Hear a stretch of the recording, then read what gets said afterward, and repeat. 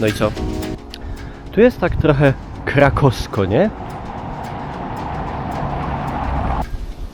Coś w tym jest. Oczywiście brakuje nawalonych Angoli na każdym kroku.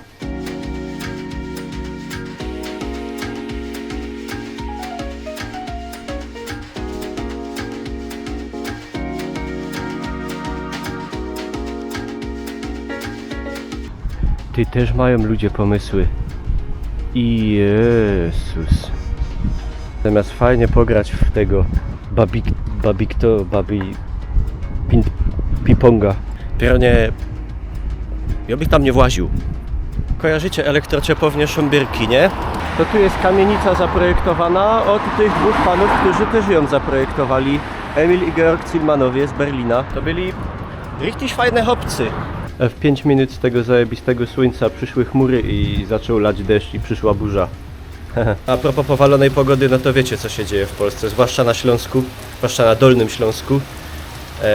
Sytuacja się tak zmienia, że jeszcze 3 dni temu byłem w Brzegu i we Wrocławiu i można sobie było żartować, że nie jest tak źle, a dzień później już było bardzo źle, a niestety może być jeszcze gorzej.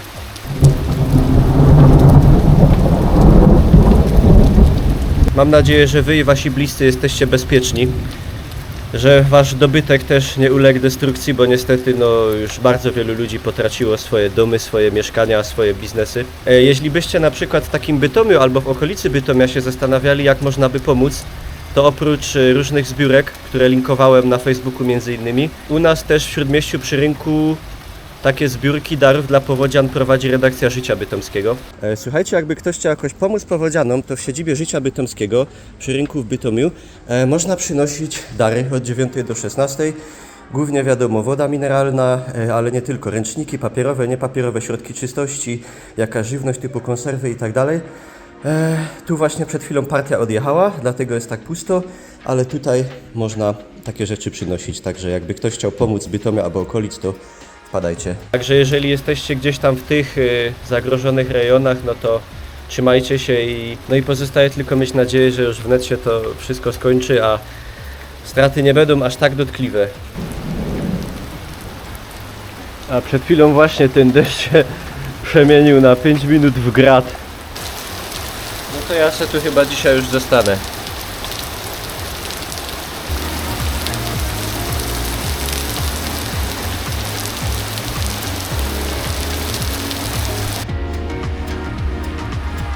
Pojebana jest ta pogoda. Przepraszam ogółem, że tak powiedziałem.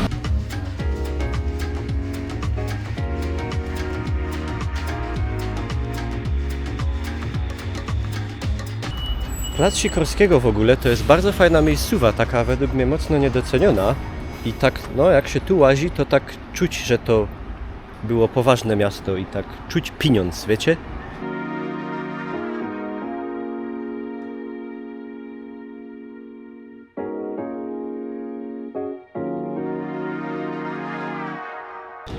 Ej, ale kiedyś to wszystko było lepsze. Kiedyś to nawet drzwi były ładniejsze, nie?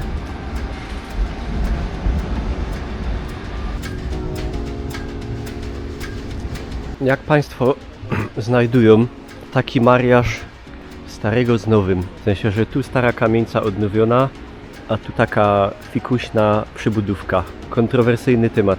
Według mnie może być. Lepsze jak ruina. No tego to tu jest pod dostatkiem. O Jezu, Łatka!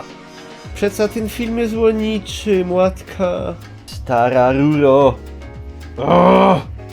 Patrzcie, to jest Bytom przed wojną, 37 rok. Jak ta chałupa była wybudowana, tak na marginesie. Tu niemiecki Bytom wcięty, jak taki czop, otoczony Polską. Pokażę wam 2 przejścia graniczne. Jedno tutaj z łagiewnikami, polskie łagiewniki i niemiecki Bytom. Drugie tutaj z piekarami. Dobra, jedźmy, bo się ściemnia. Dobra, patrzcie. Teraz wam pokażę, jak się podróżuje w Śląsku Górnym. No. Czadujemy.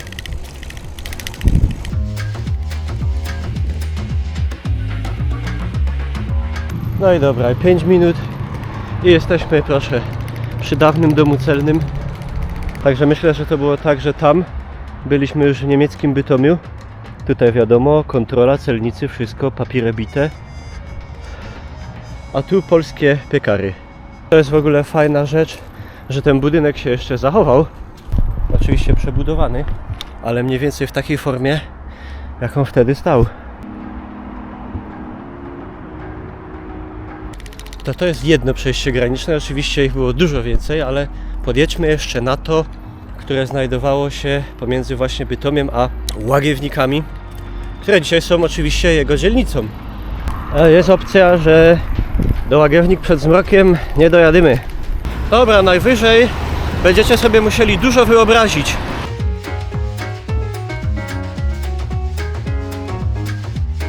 Ależ romantycznie! Jakby ktoś tędy jechał, nic nie widać, ale na środku tej ścieżki, chodnika leży wielka gałąź i można fajnie wyrżnąć łebem. Także uważajcie.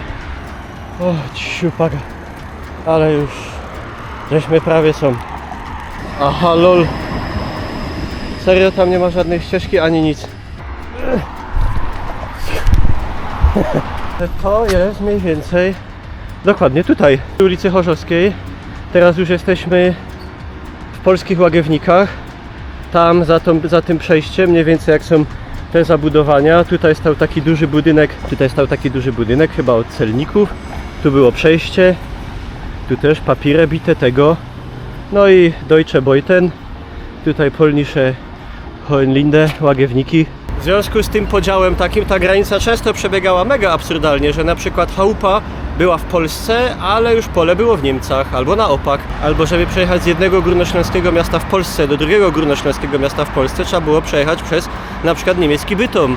Także wsiadało się do tramwaju, wjeżdżało się na teren Niemiec, tam wsiadał pogranicznik, plombował drzwi, żeby ktoś czasem na terenie innego państwa nie wyskoczył, albo żeby jakiś szmugiel się nie odbywał, który oczywiście kwit w związku z pobliżem granicy, i potem wjeżdżał na teren Polski, drzwi były rozplombowywane i można było wysiadać. Także na pewno był to ewenement na skalę, europejską, może i światową. Śladów tej granicy dawnej polsko-niemieckiej zachowało się niewiele, przez to, że oczywiście jak pan Adolf w 1939 roku targnął na przedwojenną polską część Śląska, czyli na przykład Katowice, Chorzów i tak dalej, no to te ślady po tej dawnej granicy oczywiście były zacierane. Cały Śląsk miał być niemiecki, to nie tylko Śląsk, to cała Europa miała być niemiecka. Dobra, ale jedźmy, bo tu zegar tyka.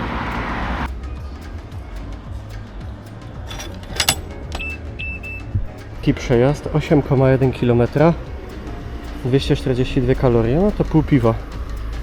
Kosztował mnie całe 2,5, 44 minuty. To jest, kurde, serio spoko. Dobra, dajesz łapę w górę, albo robimy lewatywę.